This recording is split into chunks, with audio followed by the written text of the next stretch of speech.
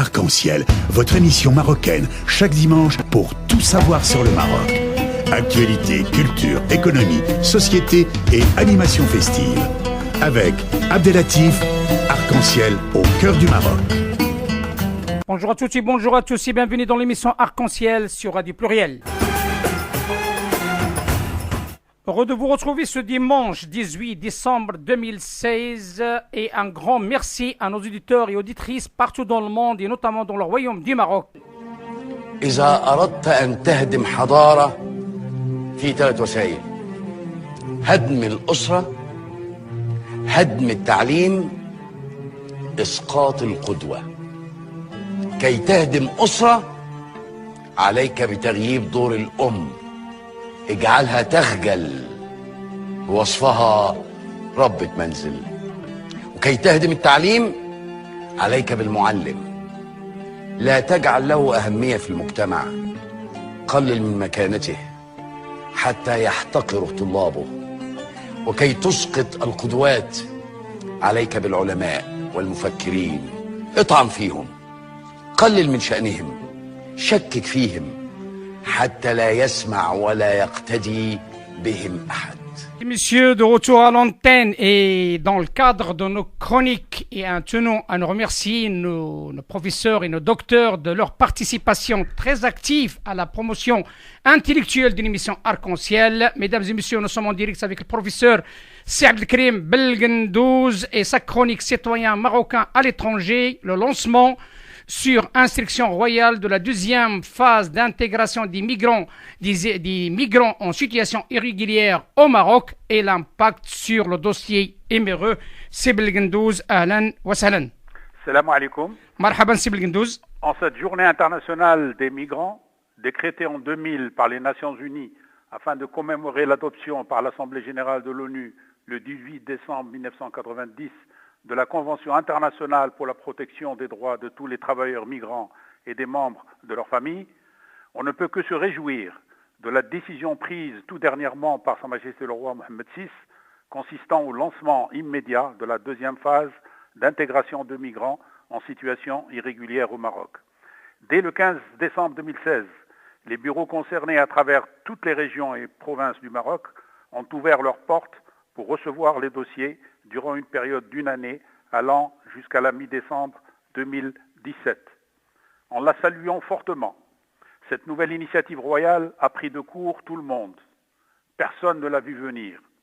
La régularisation de 2014, tout en étant inédite, était considérée comme exceptionnelle, c'est-à-dire se réalisant une seule fois.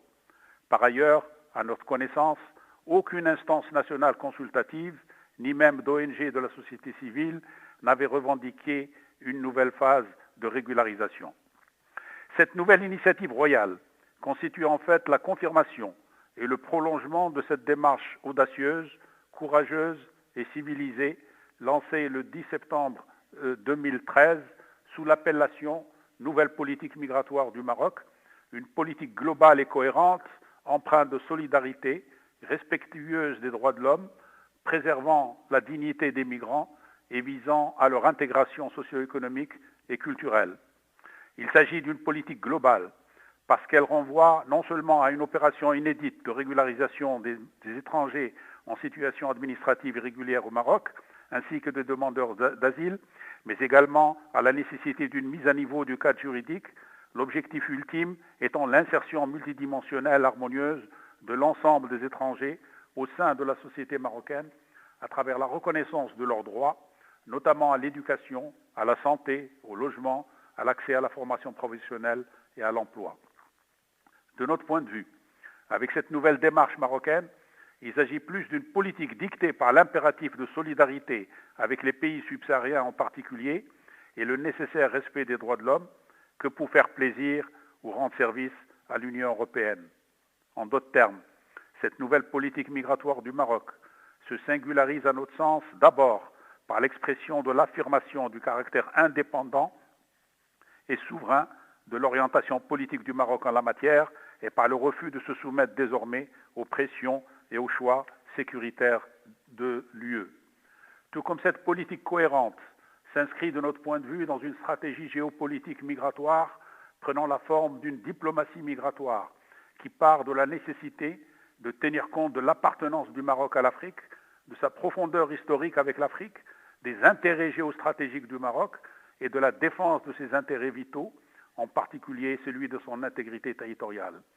Voilà, à notre sens, les enjeux multiples qui sont derrière la poursuite résolue du Maroc dans sa démarche d'ouverture, de générosité et de respect de la dignité des migrants, notamment d'origine subsaharienne, dans le cadre d'un choix irréversible que le roi avait tenu à préciser dans son discours du 20 août 2016. Je cite, « Le Maroc est fier de l'action qu'il mène dans le domaine de l'accueil et de l'intégration des immigrés et il ne reviendra pas sur cette approche pratique et humanitaire. » On comprend dès lors les éléments de cohérence de cette nouvelle politique migratoire qui s'inscrit dans le droit fil de la politique africaine du Maroc dans le cadre de la vision royale de la coopération Sud-Sud, nouvelle politique migratoire qui va connaître maintenant un élan significatif avec la deuxième étape de la régularisation qui va toucher un chiffre potentiel de quelques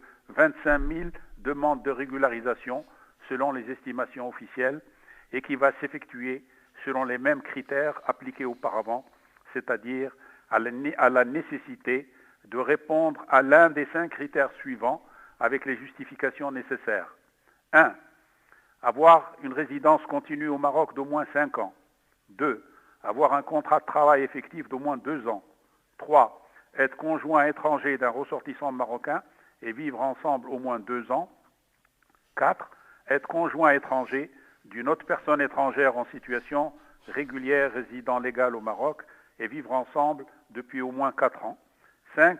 Être fils ou fille d'un des cas que l'on vient de citer. Enfin, un aspect humanitaire, être atteint d'une maladie grave et être arrivé au Maroc avant le début de l'opération. Dès lors, pour la pleine réussite de cette seconde phase, qui nécessite l'apport de chacun, qui nécessite les efforts de tout le monde, et en prenant en considération l'expérience accumulée lors de la première phase, nous formulerons brièvement 12 propositions. Les voici. Première proposition. Les immigrés en situation administrative irrégulière au Maroc sont certes issus principalement d'Afrique subsaharienne, mais on ne devrait pas oublier les immigrés provenant d'autres pays. Voilà pourquoi, puisque dans la première phase, il y a eu presque 110 nationalités. Voilà pourquoi la communication et la campagne de sensibilisation devraient également concerner les immigrés irréguliers des autres nationalités. Deuxième proposition. Il s'agit d'assouplir les critères de régularisation qui sont très rigides, à mon sens. En particulier, la présence effective de 5 ans au Maroc ou un contrat de travail effectif d'au moins 2 ans. Donnons ici quelques chiffres par rapport à la première étape. On avait au départ prévu potentiellement quelques 40 000 personnes qui pourraient déposer les dossiers. Il y a eu 28 000 qui ont déposé ces dossiers et dans une première étape, on avait accepté que près de 18 000. Ce n'est qu'en ajoutant, en facilitant à ce moment-là, la régularisation, en prenant en considération les jeunes mineurs et surtout en prenant en considération également toutes les femmes qui ont déposé, qu'on a atteint ce chiffre de 25 000 et 3 000 sont restés sans réponse positive. Il y a donc de ce point de vue-là à faire un effort, surtout également dans la mesure où il s'agit de produire un certain nombre de papiers, un certain nombre d'attestations. Et là, j'en viens à la troisième proposition. Afin de faciliter la constitution des dossiers, il s'agit de lancer par le gouvernement un appel dans ce sens aux employeurs et aux propriétaires de logements en leur garantissant officiellement une amnistie s'ils n'ont pas appliqué scrupuleusement la loi jusqu'ici. Quatrième proposition. Instaurer un moratoire contre les arrestations des migrants et leurs déplacements forcés, particulièrement du nord du Maroc vers d'autres régions du pays.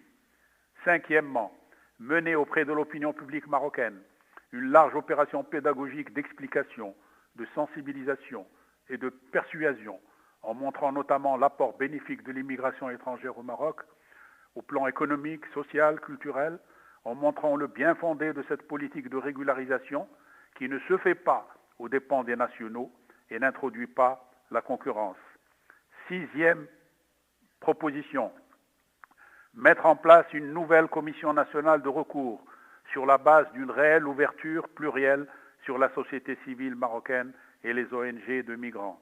7e, tenir compte réellement par le gouvernement de l'existence de cette commission de recours, puisque durant la dernière phase, le gouvernement avait annoncé les chiffres définitifs alors que la commission de recours n'avait pas encore terminé son travail. 8e, associer et impliquer réellement la société civile et non pas tenir simplement des réunions d'information. De ce point de vue, mardi prochain, une réunion en présence du ministre chargé des Marocains résidant à l'étranger et des affaires de la migration et du président du CNDH, mais on souhaiterait que ce genre de réunion fasse réellement dans le cadre d'une réelle implication de la société civile et pas simplement des réunions d'information. Pour aller plus loin et aller au-delà de la simple régularisation administrative, ajoutons d'autres propositions pour faire réussir la nouvelle politique migratoire dans son ensemble. Il s'agit effectivement de mettre à niveau la législation, la réglementation en vigueur. Or, jusqu'à présent, si la loi sur la traite a été adoptée, si elle a même été déjà publiée au BO du 19 septembre 2016, il reste encore au moins 2 lois très importantes qui n'ont pas du tout été préparées. Il s'agit de l'élaboration de la loi sur l'asile et de la révision profonde de la loi 0203 sur l'entrée et le séjour des étrangers au Maroc, l'émigration et l'immigration irrégulière. Là, il faut souligner avec force que tant qu'on n'a pas cette législation, on ne peut pas parler de nouvelle politique migratoire, car ce sont des éléments importants. C'est eux qui établissent en quelque sorte les règles, qui établissent l'état de droit sur ce plan-là. Et s'agissant par exemple du renouvellement des cartes, s'il faut les donner sur 2 ans ou sur 3 ans ou sur 5 ans, il n'y a que cette loi qui peut le déterminer. Et là, on est vraiment très en retard. Il faut faire en sorte que le prochain gouvernement inscrive ceci comme vraiment une urgence absolue. 10e proposition. Il s'agit de structurer et dynamiser l'Observatoire des migrations relevant depuis 2003 de l'organigramme du ministère de l'Intérieur, direction de la migration et du contrôle des frontières, en l'élargissant à la société civile marocaine, aux ONG des migrants, aux syndicats, aux universitaires et chercheurs sur la migration, et en faisant un espace de dialogue, d'échange et de propositions sur les questions migratoires. Plus globalement, cet observatoire des migrations pourrait jouer le rôle de monitoring, de suivi et d'évaluation de cette nouvelle politique migratoire. Si le ministère de l'Intérieur n'estime pas opportun d'activer réellement cet observatoire des migrations, qui n'observe rien pour le moment, alors, c'est une suggestion que l'on fait, transférant les attributions et compétences de cet observatoire au département ministériel chargé des affaires de la migration. À ce propos, ajoutons une autre proposition. En renouant avec notre dernière chronique sur l'architecture du prochain gouvernement et la place à accorder aux dossiers citoyens marocains à l'étranger, il s'agit aussi de réfléchir sérieusement à la place à accorder aux affaires de la migration qui sont gérées actuellement tous les deux par le même ministère. La formule actuelle a le mérite, à notre sens, de la cohérence et de la prise en compte de l'unité de la question migratoire dans son ensemble. Mais elle nécessite que les responsables du département accordent également toute l'attention requise et le temps nécessaire au dossier des citoyens marocains à l'étranger. À titre d'exemple, le ministère a réussi en peu de temps à élaborer une stratégie globale et intégrée en matière d'immigration et d'asile qui a été déclinée en un vaste plan d'action multidimensionnel avec de multiples projets d'action dans le domaine de l'éducation, de la santé, de l'emploi, etc., alors que jusqu'à présent, et malgré le rappel à l'ordre du discours du trône du 30 juillet 2015, le dossier marocain résidant à l'étranger pâtit toujours de l'absence d'une stratégie nationale globale, cohérente et intégrée en matière de communauté à l'étranger. Alors, face à cela, faut-il séparer la gestion ministérielle des deux dossiers, malgré à notre sens leur unité? Faut-il créer un office ou une agence nationale spécifique à la question de l'intégration des immigrés au Maroc? Faut-il rattacher ce dossier au ministère de l'Intérieur, à un nouveau ministère, ou bien à un secrétariat d'État délégué auprès du ministère des Affaires étrangères qui serait chargé plus spécifiquement de la coopération du Maroc avec l'Afrique subsaharienne, dont le dossier prend de plus en plus de densité après les multiples visites royales de travail dans divers pays africains. La question mériterait réflexion et un large débat. Enfin, il s'agit, à notre sens, de garder toute la vigilance par rapport au projet que veut imposer l'Union européenne au Maroc, à savoir la signature d'un accord de réadmission qui concernerait non seulement les nationaux, les Marocains, qui seraient dans une situation irrégulière en Europe, mais également tous les irréguliers en Europe qui auraient transité, d'après eux, par le Maroc. Cela reviendrait à ce moment-là, par exemple s'agissant du subsaharien, que le Maroc accepte de recevoir les irréguliers subsahariens, qu'ils viennent ici, qu'ils les mettent dans des centres de rétention, ou on appelle pudiquement des centres d'accueil, et puis, quitte à lui, de les renvoyer vers les pays d'origine. Eh bien ça, c'est une politique qui est antinomique, qui est tout à fait en totale contradiction avec la politique humaniste, la politique respectueuse des droits de l'homme. Et si l'Union européenne, qui dit appuyer la nouvelle politique, et il donne même de l'aide financière de ce point de vue, s'ils veulent vraiment que le Maroc réussisse dans cette nouvelle politique, il ne faut plus qu'ils exigent du Maroc la signature de l'accord de réadmission, Merci. Alors qu'ils nous le proposent par ailleurs en donnant en quelque sorte le facilité dans la bonne voie pour concrétiser une politique rénovée en matière d'immigration et d'asile, grâce fondamentalement à l'impulsion royale. Notre Merci, souhait Belgendouz. est qu'il y ait également une forte impulsion politique de la plus haute autorité de l'État pour le dossier des 5 millions de citoyens marocains à l'étranger. Et je vous remercie. Merci, M. Belgendouz. Tahia Sadiqa. Et sachez-le que l'émission Marocaine Arc-en-Ciel a reçu des félicitations comme quoi c'est une émission originale, authentique, libre et unique. Ça, c'est grâce à vous et grâce à ces référents. Je vous dis à très bientôt, à la semaine prochaine. C'est Belgendouz. Allah yahnikum. Ma Assalam salama. Sidi. Assalam.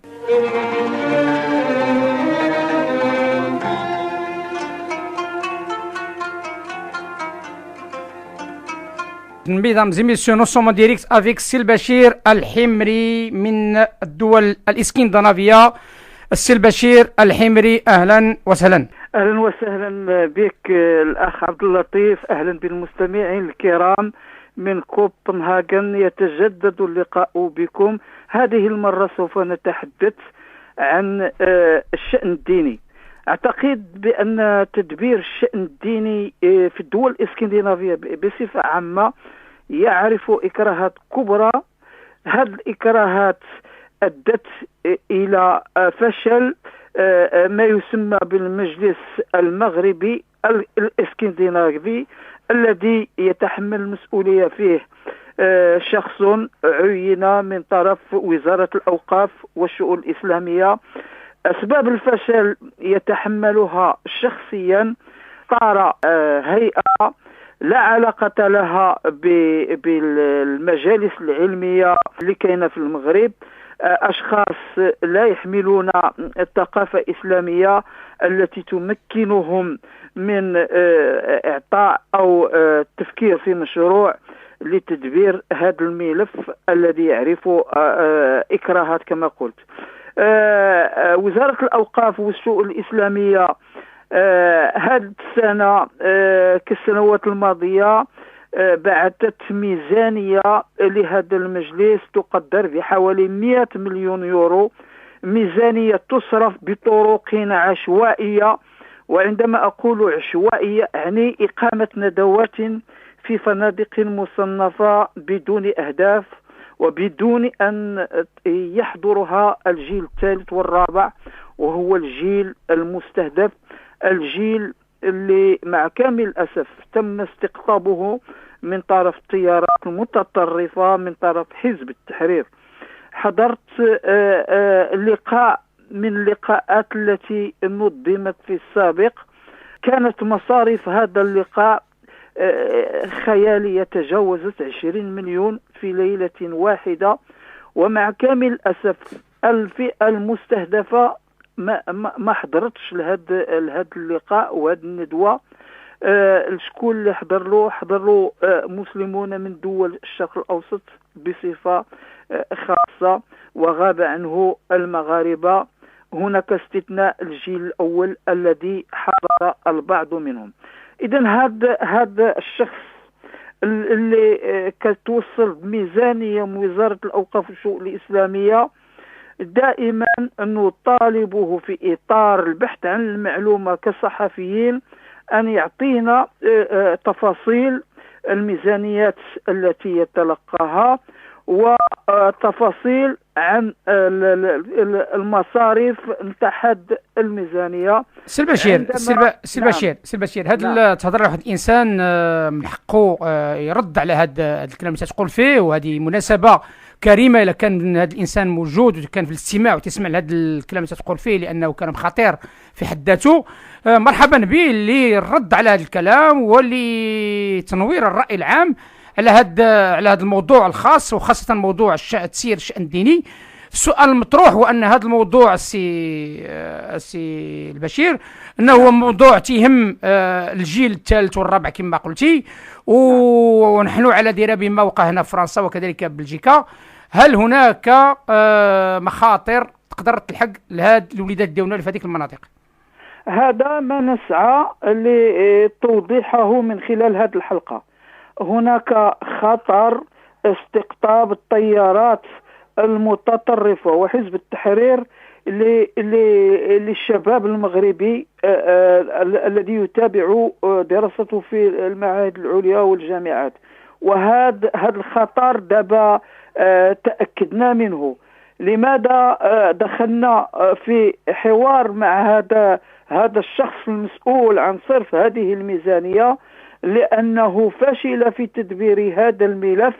وأكثر من هذا أن بالأمس فقط جلست مع مجموعة من الشباب المزدادين هنا، فأكدوا لي رفضهم التواصل معه، ورفضهم أنه يتحمل مسؤولية تدبير هذا الشأن. وأكثر من هذا أنهم قالوا لي نحن نريد لقاء مع السفيرة كشباب مزداد هنا لإعطائها تفاصيل الكاملة عن فشل هذا الشخص في تدبير هذا الملف. هو أصبح يتوجه إلى جمعيات متعددة يغدق عليها بالمال حتى تبقى هي المدافعة عن مشروعه الفاشل مع كامل الأسف. إذن نحن هنا بصدد هناك فعاليات عديدة بصدد توجيه كتابة رسالة وجمع التوقيعات، وليس فقط هنا بل كذلك نحن على تواصل مع جهات عدة في الدول الأخرى في السويد وفي النرويج من أجل إشراكهم في عريضة يوقعها الجميع. ونحن بصدد أننا نجمع التوقيعات وإرسال هذه العريضة إلى الديوان الملكي، لأن بكل صراحة بلغ السيل الزبا، ولا نريد أن يتصرف هذا المسؤول في ميزانية هي من مال الشعب المغربي بطرق غير سليمة. ويرفض لحد الساعة، رفض في السابق إعطاءنا تفاصيل ومصاريف الميزانية التي توصل بها، ويرفض الآن تزويدنا بكل المعطيات في إطار العمل الصحفي الذي نقوم به.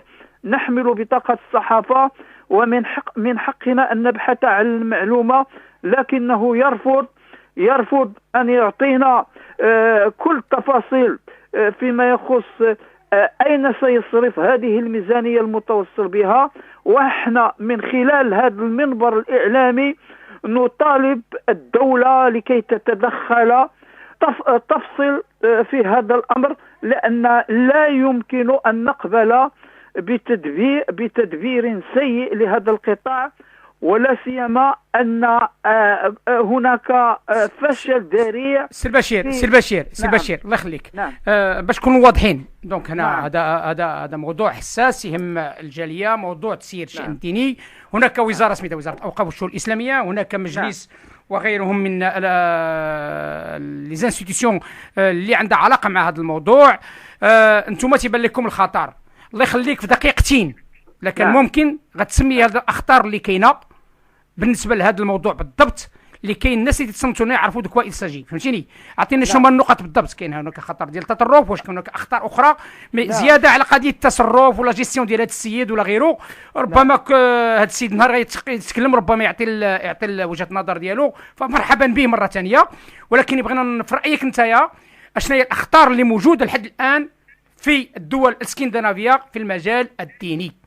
نعم، أولا أن هذا الشخص أصبح مثار فتنة، هو سبب الفتنة الذي يعرفها النسيج الجمعوي هنا في الدنمارك. لماذا؟ لأنه يغدق بالأموال على جمعيات حتى تقف بصفه. فبالتالي احنا نرفض هذا التدبير السيء، هذا العبث، هذه الميزانيات التي تصرف بطرق غير مشروعة. وبالتالي أننا نوجه تحذيرا للسلطات المغربية بأن هذا السيد راه فشل في تدبير الشأن الديني، بأن خطر التطرف وسط الجالية المغربية وبالخصوص الشباب المزداد هنا موجود. وما حدث في فرنسا وبلجيكا نحن متأكدون باستمرار هذا الشخص على تدبير هذا الملف أن سيحدث هنا كذلك. أنا أقول نحن متأكدون بأن ما حدث في فرنسا وما حدث في بلجيكا وما حدث في الدول الهولندية من تطرف وغلو في الدين سيحدث هنا. شكرا بأم أعيننا. شكرا سي البشير، إلى الأسبوع المقبل إن شاء الله. مع السلامة سي البشير. شكرا جزيلا. مع السلامة. تحية لكل المستمعين. شكرا مع السلامة. يهرب الغصن من ظله أحقا كما ترحل الشمس هذا المساء، أحقا كما ترحل. أمنيتنا الصادقة بأن العصفور لن يرحل وبأنه سيبقى في حضن وطنه الأم ودينه الحنيف. تحية صادقة لمستمعينا الكرام بالدول الاسكندنافية، ونعلم جيدا بأن هذا الموضوع هو موضوع حساس. الآن نحن mesdames et messieurs, nous sommes en direct avec la Belgique, avec notre intervenant de qualité, Sissari Abdeslam, sur un dossier de grande importance, les Chibani de la Belgique et leur dossier épineux. Monsieur Sari Abdeslam, bonjour. Bonjour, salam alaikum. Wa alaikum salam, marhaban Sissari, à vous la parole. Aujourd'hui, je vais vous parler un peu d'un problème qui touche une grande partie de notre communauté et de notre diaspora. Il s'agit de la problématique des Chibani. Moi, personnellement, je me considère déjà comme un Chibani parce que je suis ici en Belgique depuis plus de 50 ans. Donc, la situation en Belgique est un peu différente de celle de la France et des autres pays européens. Chaque pays européen a son histoire et a une réglementation différente concernant la sécurité sociale. La Belgique n'échappe pas à ce phénomène. Donc, comme j'ai dit, je suis arrivé à un certain âge, où je me considère comme Chibani. Et tous mes compatriotes sont venus dans les années 60, 70. Ils sont arrivés maintenant à l'âge de la prépension, que je vais expliquer tout à l'heure, ou à l'âge de la pension. Ce qui veut dire que pendant les années 60-70, beaucoup de Marocains ont travaillé dans les mines, qui ont cessé, qui ont travaillé dans la sidérurgie, dans les usines où les conditions de travail étaient très difficiles. Et maintenant, à l'arrivée de leur pension, ils se trouvent dans des situations un peu difficiles à cause de leur santé. Donc, la majorité de nos compatriotes en Belgique sont atteints de plusieurs maladies. Ils sont complètement dépendants d'un suivi médical et quelquefois vraiment urgent. Donc, au Maroc, la question des soins médicaux laisse beaucoup à désirer. Alors, la plus grande raison que nos compatriotes ne s'installent pas définitivement au Maroc, c'est à cause de cette situation un peu délicate dans les hôpitaux et chez les médecins au Maroc.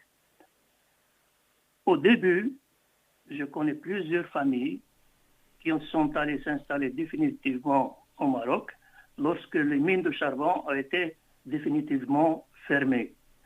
Ils étaient très enthousiastes au début, mais petit à petit, ils sont tous retournés s'installer de nouveau en Belgique.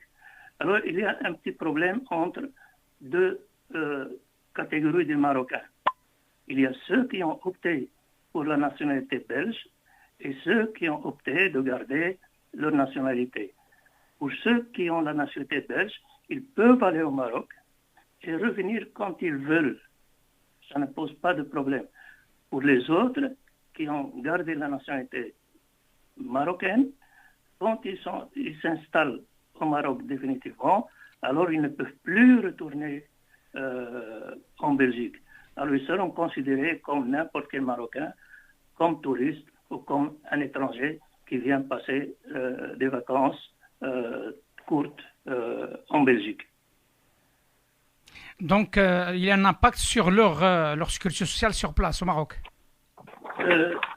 Pardon ? Donc, il y a un impact sur leurs soins et leur sécurité. Bien sûr. Voilà. Bien sûr. Moi, comme je l'ai expliqué, moi, personnellement, j'aimerais bien retourner dans mon pays natal, mais vu ma santé et vu mon âge qui avance, je suis obligé de rester en Belgique.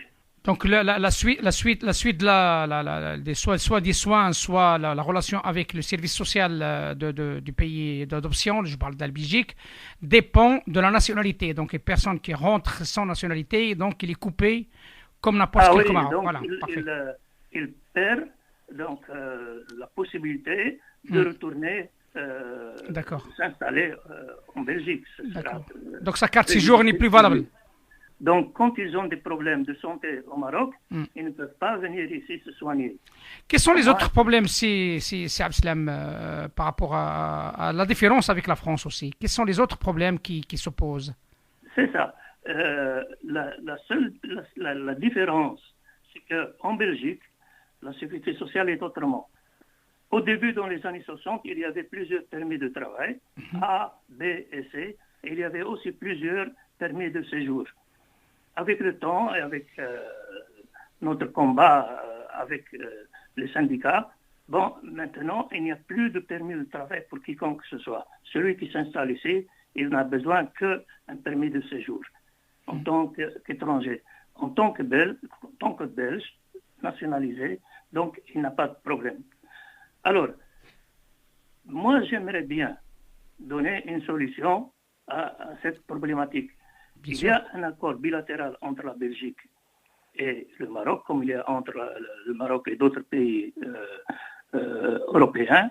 Moi, je demande de refaire un nouveau accord bilatéral concernant la sécurité sociale pour que les Marocains, naturalisés ou pas, aient les mêmes droits au Maroc comme ici en Belgique, ce qui n'est pas encore le cas. Donc, il y a des Marocains qui ont travaillé ici, et comme je l'ai dit, ils sont arrivés à un certain âge, leur santé est en mauvais état, donc ils doivent avoir les mêmes acquis sociaux qu'ils ont ici eu, de les avoir au Maroc. C'est ainsi que beaucoup de Marocains aimeraient bien retourner vivre chez eux, que je peux dire jusqu'à leur mort. D'accord. Donc, d'après vous, il y a cette solution que vous avez proposée. Donc, il faut renégocier un petit peu cet accord entre le Maroc et la Belgique en termes de la sécurité sociale. La différence, si j'ai bien compris, Sari, avec la France, c'est que le Marocain qui était autant que Marocain avec une carte de séjour, lorsqu'il rentre au Maroc, il est coupé complètement avec le service social du pays d'accueil. Oui. Parfait.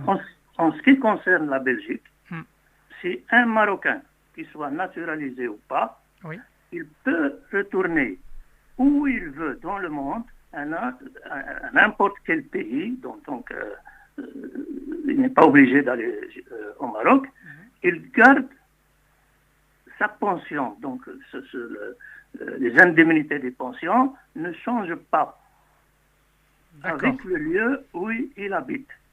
Donc ça, il n'y a aucun problème.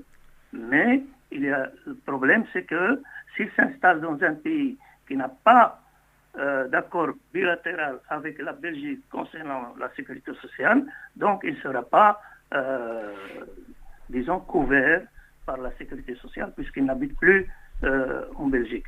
C'est ça le grand problème. Et si Chibani, là, M. Sari, c'est comme une dernière question, si vous le permettez.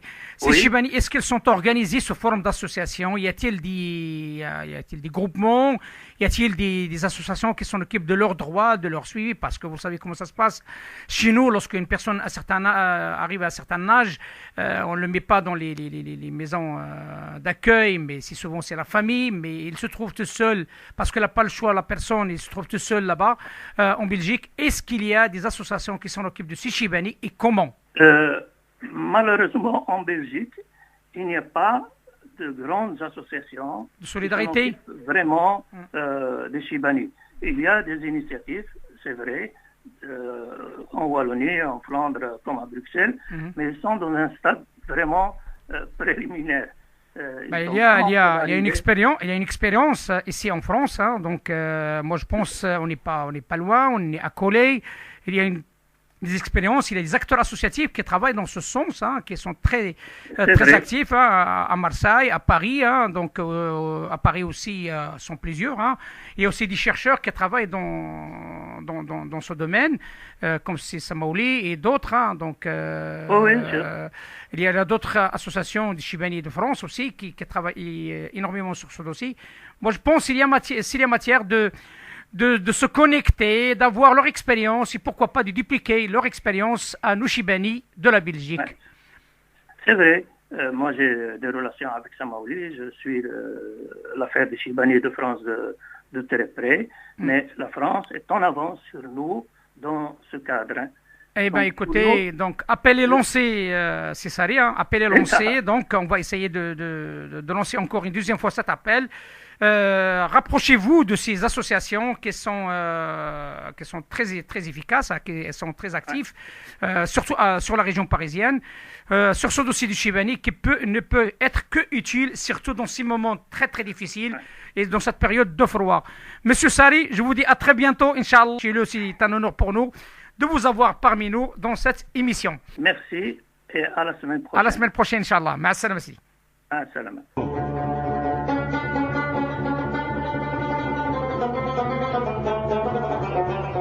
Le direct sur www.radiopluriel.fr/radio.php participez ou bien sur la 91.5 FM Radio Pluriel Lyon, radio de la tolérance et de la diversité.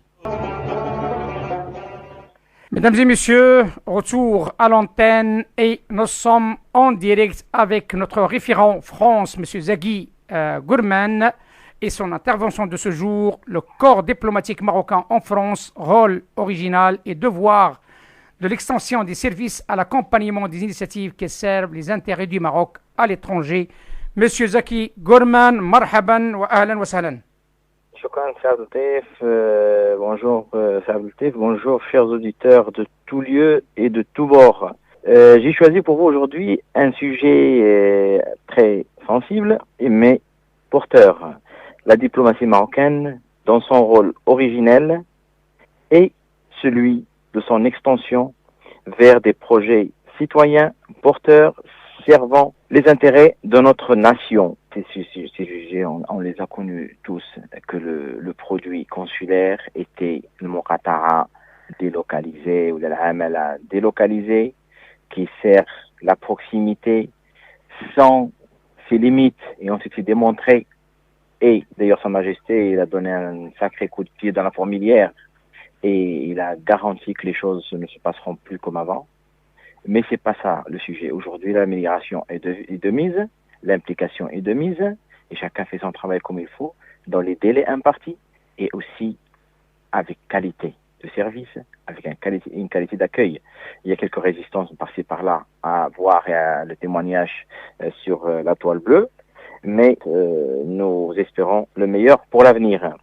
Ce qui m'importe aujourd'hui, c'est l'extension des services consulaires à ce qui n'est pas habituel ou ce qui est peu dynamisé. C'est le compagnonnage ou bien l'accompagnement des porteurs d'idées et de porteurs de projets ou d'événements qui servent le Maroc sur le plan unité territoriale, sur le plan socio-économique, socio-culturel, politique et surtout économique. Les consulats, ils sont frileux pour accompagner. Dois-je dire incompétents? Je n'oserais pas dire. Mais même s'ils sont incompétents, qui ne sont pas la grande compétence, en accompagnant et en couvrant l'événement ou les événements ou les personnes, ça donne plus d'ampleur et ça sert mieux la cause nationale et la cause des MRE en Europe, dans le monde ou surtout en France. Aujourd'hui, par le volet sécuritaire qui nous concerne tous,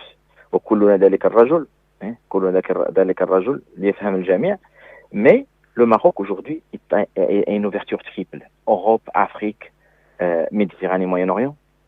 Le Maroc, il a des ennemis de sa peau, de ses gènes, et d'ailleurs.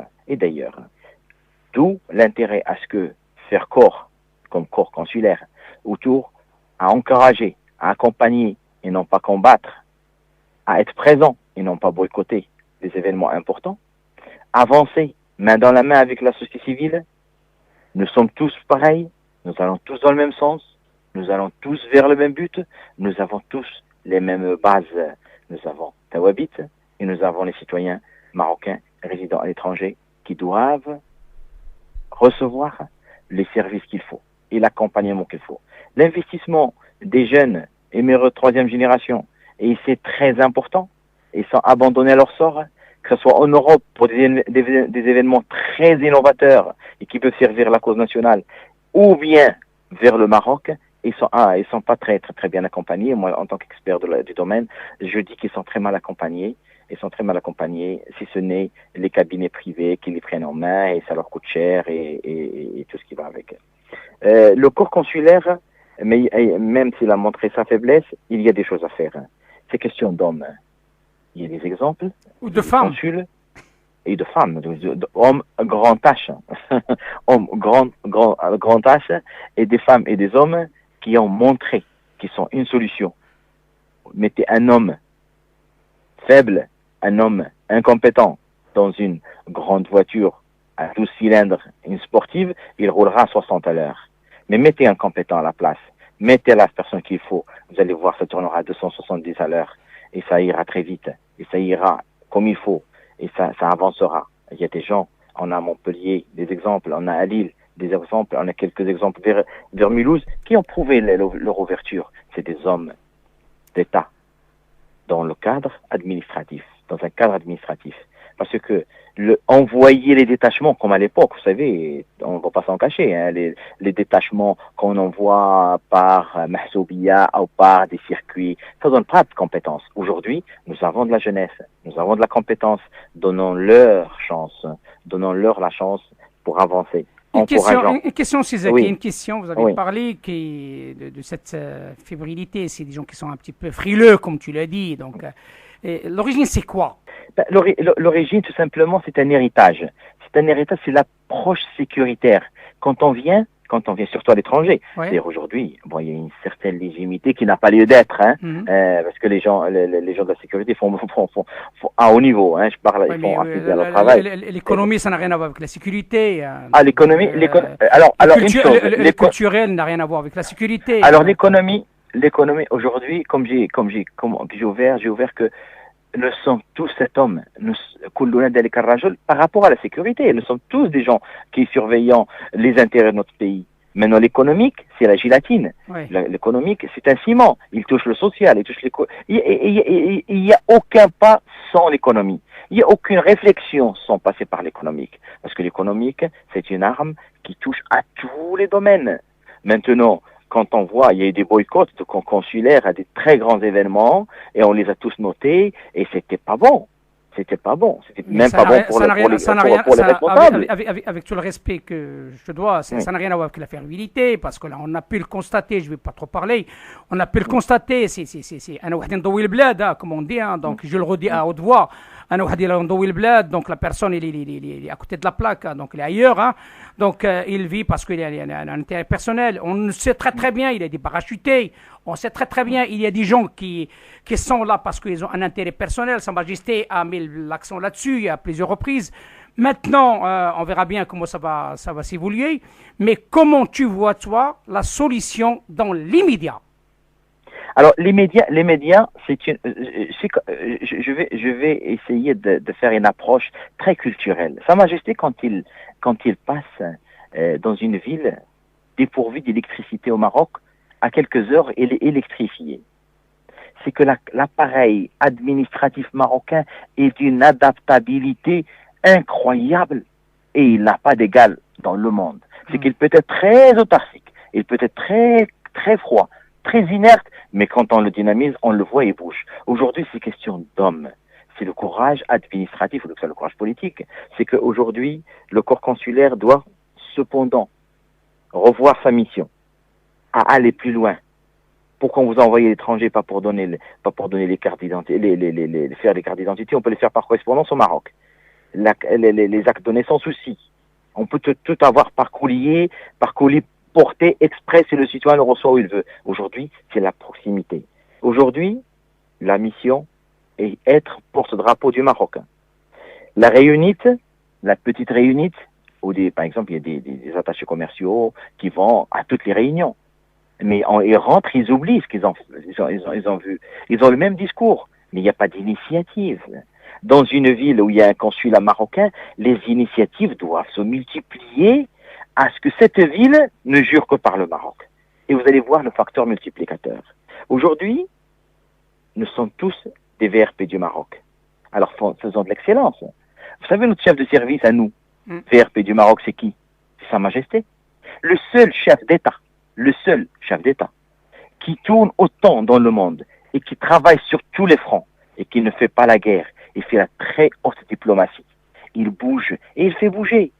Il laisse des fois derrière lui quelques vibrations, mais ça tient et on va de l'avant. Pourquoi aujourd'hui on a rejoint l'Afrique et l'Union africaine? C'est parce que Sa Majesté il a su faire. Il a posé son empreinte. Eh ben un consul du Maroc, c'est un porte-drapeau du Maroc. Son chef de service, son exemple, c'est Sa Majesté. Fais comme lui. Approche-toi du maire, travaille avec eux. Le poste d'expansion économique doit bouger. Approchez-vous de la région. Approchez-vous des services de développement économique locaux. Impliquez votre communauté. Il y a des cadres de la communauté qui sont très excellents dans le domaine. C'est Zaki. Voilà. Je vais finir ta phrase avec avec une phrase qui est un petit peu de l'humour. Hein. طلب الله هذا الكلام اللي قلتي يكون دعاء مستجاب. Très bien, c'est un vœu pieux.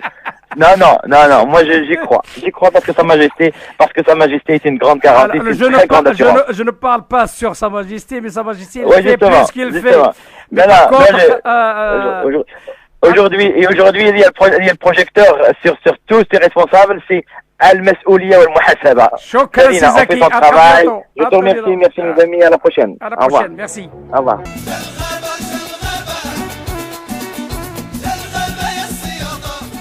بعد الحياحة الصيادة.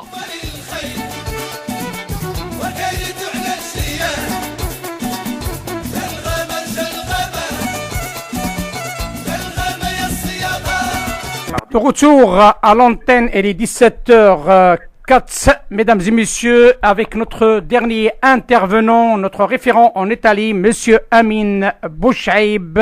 أهلا وسهلا بك ومرحبا.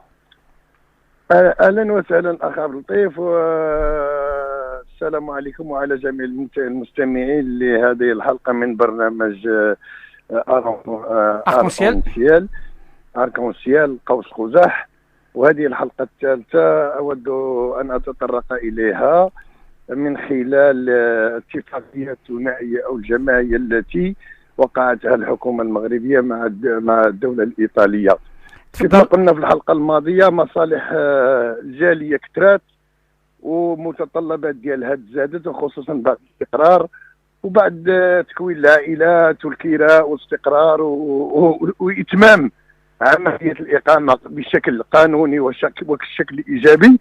وبعد ما كانت الحاجه ماسه الاكل لحم الحلال والتعلق بالوطن، وهذا رجعت استمرت طلبات المهاجرين لدرجه انها احتاجوا المهاجرين والتي يشوفوا المشاكل ديالهم في النقل من ايطاليا للمغرب، في العداله، في ترحيل السجناء، في الماليه، في مصالح الضرائب، في الصحه، في التقاعد. بالنسبه للنقل كانت في زياره الراحل الحسن الثاني في اواسط التسعينات، وقبل ما يزور ايطاليا كانت قبل منها وعد دراسه او وعد البحث من طرف القنصليات ومن طرف اشخاص جو خاصين كيسولوا المغاربه الموجودين في ايطاليا ماذا يحتاجون من السلطات المغربيه للاتفاق عليه مع السلطات الايطاليه. اجمع جميع المغاربه على ان هناك مشكل كبير وواحد وموحد، ان حل هذا المشكل فمعظم مشاكل المغاربه في ايطاليا ستتم، وهو رخصه السياقه، لانهم لم يكونوا يتمكنون من اللغه الايطاليه بشكل جيد، وانهم حاصلون على شهاده السياقه بيرمي كوندويت من المغرب.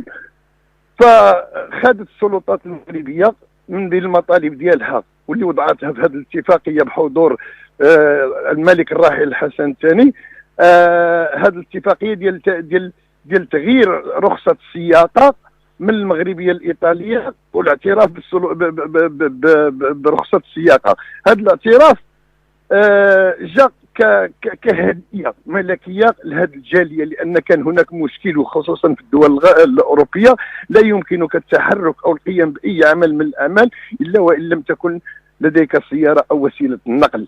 بالنسبه لهذا هذا مشكل كيف تحل لنا، ولاو المغاربه تياخذوا السيارات ديالهم تينزلوا للمغرب، تندوزوا فرنسا واسبانيا، مرات واحد المرحله كبيره ديال السرقه وديال التعب، بحيث ان المواطن المغربي تياخذ السياره ديالو تيسالي الخدمه ديالو نهار السبت في الصباح، مع 12 تياخذ الطريق ديالو للمغرب محمل مرزم، تيشد هذيك 3 يومين ولا يومين ونص ولا 3 ايام ديال الطريق مكرفص فيها، لدرجه ان في الاخر ديال اسبانيا ولات تدار عصابات تما تيشوفوا المغاربه وصلوا من هاكين من السفر ما ناعسينش مزيان مكرفصين، يعني تتم سرقتهم بواحد الشكل كبير. اضطرينا احنا في بدايه 2000 وكانت عندنا واحد المراسله راسلناها لواحد الفريق برلماني انذاك بان يضع سؤالا شفويا على وزير النقل انذاك باش يحاولوا يديروا لنا خط بحري ما بين جنوفا وطنجة، على اساس اننا نحاولوا نربحوا الوقت اولا في السفر ونمشيو مرتاحين حنا والسيارات ديالنا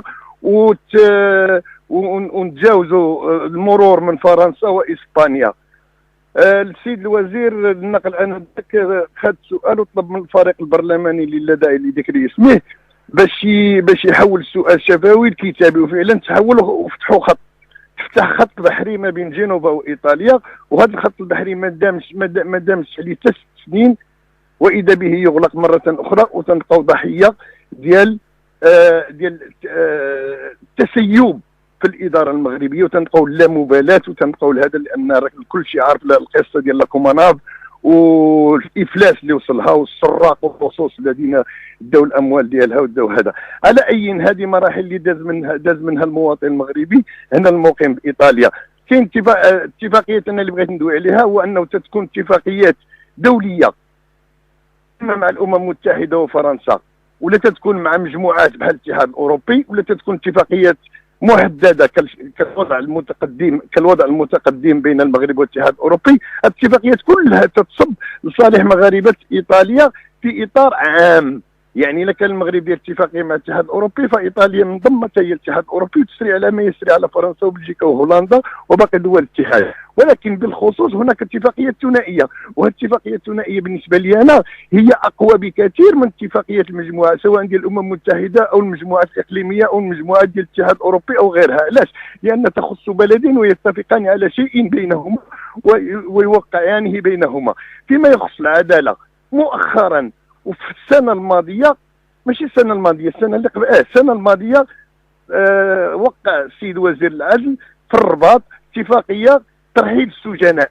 يعني ان المواطن المغربي الى تشد هنا مثلا في ايطاليا وكانت العقوبه ديالو مثلا 6 شهور ولا 8 شهور، من حق السلطات الايطاليه ترحلوا للمغرب ويكمل المده ديال السجن ديالو تما.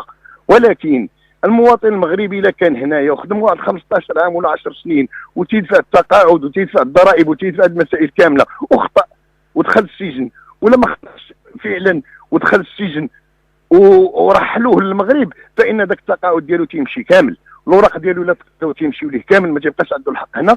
يعني ان هذه الاتفاقيه جاءت ضد مصالح وامتيازات المهاجر المغربي بايطاليا.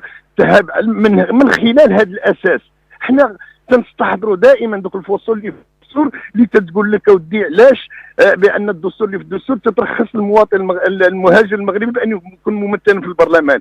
ماشي تنغوتوا البرلمان لان بغي يمشي لامين بشعيب او بغي يمشي لفلان ولا فلان ولا هذا. المواطن المغربي المهاجر في الخارج يجب ان يمثل في البرلمان لكي يناقش مثل هذه الاتفاقيات، لكي ينزل الساحه ويدلي للسيد الوزير او من سيوقع الاتفاقيه بمشاكل وامتيازات ونقوص هذه الاتفاقيه.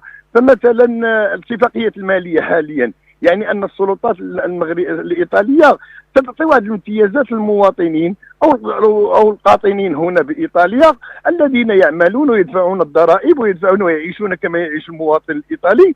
ولكن الا بغى يستافد، الا جات ازمه وبغى يستافد مثلا من دار السكن، من السكن الاجتماعي، ولا بغى يستافد من امتيازات ديك التعويضات اللي تعطي البلديه ولا تعطيهم الوزاره تعطيهم هذا، خاصو يجيب وثيقه من المغرب على ان ليس له دخل اخر وان ليس له ملك اخر، وليس هذه هي اتفاقيه وقعت في غياب استشارة المهاجر. احنا لا نقول استشيرونا لاننا ممثلون يجب ان استشيرونا لنا لكي تكونوا محترمين. احنا تنقول للمسؤولين المغاربه استشيروا مواطنيكم لانكم انتم مسؤولون على تسيير ورفع من مستوى المواطن المغربي. احنا لا نقول لكم ديروا قانون باش ندخلوا للبرلمان لاننا نريد ان نسرقكم او نضايقكم في المقاعد، خذوا مقاعد ما شئتم، ولكن على الاقل على الابسط شاوروا هاد المهاجرين. ما دمتي غادي تتكلم بصفتهم وما دمتي غادي توقع باسمهم لابد باش تساوي لهم. لهذا كنا طلبنا الا ما بغيتوش ديرونا في البرلمان حيدوا دوك الفصول من الدستور. لا داعي باش تكون دوله محترمه كالمغرب في من الدول الصاعده وتتبحث على جنوب وتتبحث باش تسيد القاره الافريقيه، ونجيو في الاخر ونديروا فصول في الدستور اللي لا قيمه لا تطبق. فهذا شيء عجيب بالنسبه لنا. احنا عاود اقترحنا اقتراح اخر، ما دام الدوافع امنيه كما يقول البعض في المغرب بان المغاربه المقيمين بالخارج لا يمكنهم التمثيل في البرلمان، وعلى الاقل مثلهم في دواوين الوزاره. يعني كل ديوان ديال السيد وزير تكون عنده ممثل مغربي، مهاجر مغربي، كل رئيس جهه يكون عنده ممثل جهه، حتى لا ننسى الوزير الجاليه يذكروا عضو الديوان ديالو. سي بوشعيب الله يخليك دقيقه وغادي نزيد لك في الاخر كل على يقين حقك ما نضيعوش، ولكن هذا الموضوع عندك حساس، ولذلك علاش انا بغيت نفضل ندير واحد التدخل كان ممكن. فراسك اليوم شنو هو بعد اليوم 18 ديسمبر اليوم 18 ديسمبر هو اليوم العالمي للمهاجرين. ايه هذيك تبقاو هذيك الصعب لطيف هذيك الايام حنا بغينا 360 يوم ديال المهاجر، 365 يوم في العام بغيناها للمهاجر، ما بغيناش اليوم واحد. لو الانسان يضحي مرتين، له قلبين، له عقلين، لا مشتات بين الاقامه وبلاد الام، ما بغيناش ليه يوم واحد. هذاك الضحك على الذقون اللي تقول لي عيد وطني، عيد وطني ديال 10 غش داروا الملك، شكون تيدخل ليه؟ ولا السيبيرو تيدخل على الناس اللي مع اكثر من نص ديال القاعه عامره بالموظفين ديالو. يوم واحد ما عندناش، ما كايفينش فيه يحترمونا، يكرمونا، يوقرونا، يخدموا لينا اللي المهمه ديالهم انهم يخدموا هذا المهاجر، يبدعوا. واش الموظف المغربي ما عندوش فكره خلق الابداع؟ واش الموظف المغربي ما عندوش تيبين لي بان خصني نقوم بواحد الواجب يستافد منه الجميع؟ على الاقل ديك الساعه تنجح. راه كل من يتقاضى راتب شهري من ميزانيه الدوله يجب ان يكون عبدا للمواطن، ويجب ان يكون في خدمه المواطن. مؤخرا تتوقف غير اداره تبغي تدخل تيجي داك الشاوش تاع الدوله تيقول لك عندي التعليمات تاع واحد ما يدخلش في المدير. واش من هبه ودب والناطحه والمترديه وما عفى السبوع يجي يقول لك اودي عندي التعليمات لا يمكن ان تصدر الا من صاحب الجلاله. صاحب الجلاله الوحيد اللي يمكنه ان يعطي التعليمات، وما عدا صاحب الجلاله فانها كلها توجيهات ونخضع كلنا للقانون. يجب مساءله الجميع ويجب احترام الجميع وكلنا مواطنون. الصحه مثلا، اتفاقيه ديال الصحه كيف ما دخلت سي عبد السلام من بلجيكا، انا متفق معك، عندنا نفس المشكل. تصور انني توفنا الاخ ديالنا ونزلنا المغرب وعييت، وهذا 5 ايام ديال العطله، 5 ايام ديال المالاتيه، وختم مستشفى عمومي ديال الدوله وديت الايطالي وما تعترفتش بها. الحاجه الوحيده اللي ما اعترفتش بها هو ان ما طردوش عليا من الخدمه، ولكن ما عوضونيش. علاش هذه الاتفاقيه ديال وزاره الصحه والاتفاقيه ديال الشغل ما تتكونش ملزمه؟ على هاد المسؤولين عندنا ديال المغاربه ولاو عندهم هاد المواطنين لا قيمه لهم. على حنا مالنا حنا؟ واش هادو مواطنين من الدرجه الثالثه؟ راه احنا افضلكم الا كان نعينكم الملك لانكم الافضل، راعينكم باش تخدمونا لاننا احنا العائله ديالو الكبيره، احنا المواطنين العائله ديال الملك. اما انتم فتتقاضون راتبا شهريا، يجب ان تسهروا ليل نهار لخدمه المواطن. الاداره تتوقف لابد ما خصك. الرشوه باقا متوحشه. العدل، تصور انني كل مره خصني ننزل المغرب نقيد دعوه بالزور. مؤخرا عندي ملف ديال الزور ثابت فيه الطوابع ديال الدوله ثابتين. انا ما تندويش على راسي نستغل هذا المنبر باش نقول، ولكن تعطيك بها تاع الحي باش نتحمل مسؤوليته بانني الدعوه ديالي دايرها هذه ما يقرب على 3 سنين. مشات من الاستئناف رجعت للابتدائيه، ومن الابتدائيه رجعت للاستئناف، ومن الاستئناف رجعت للابتدائيه، ودابا راه رجعت للاستئناف. وتيبرئوا المستفيد من الزور وتكواش الطوابع ديال الدوله، وتنقول لهم هذه عصابه ديال الزور. النيابه العامه لا في الابتدائيه لا في الاستئناف ما طلبتش من السلطه القضائيه باش تبحث الطوابع ديال الاداره العموميه باش تبت الزور. اذا هادو باقي ما كاينين، ما تنطلبوا منهم والو، طلبوا من طبقوا القانون. ماشي انا الوحيد اللي ضحيه، كاين اللي مشاو الدولي الملك ديالو مات سكته قلبيه، كاين اللي الدولي الملك ديالو مرض شدوا العصاب، كاين اللي حلف على المغرب، كاين اللي سامح ليهم.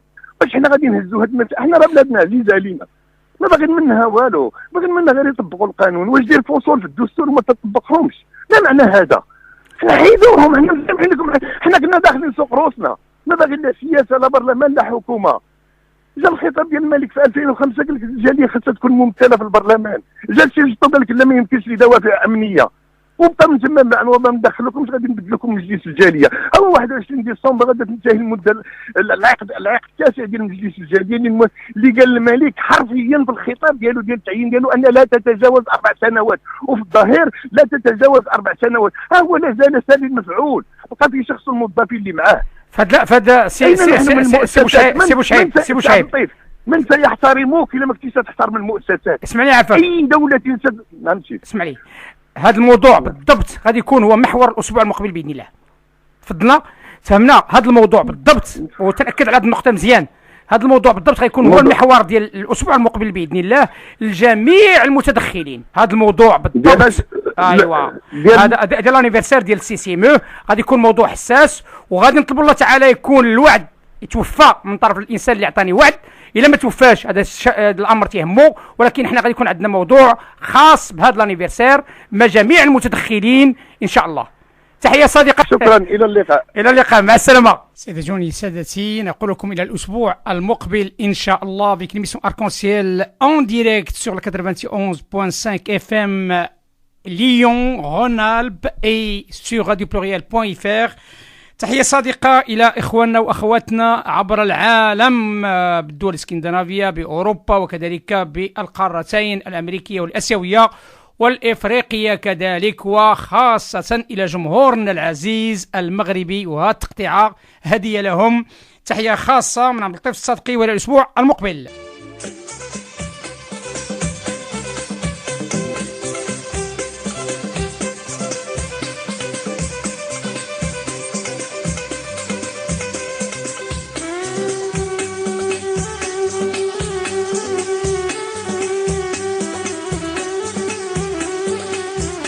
Arc-en-Ciel.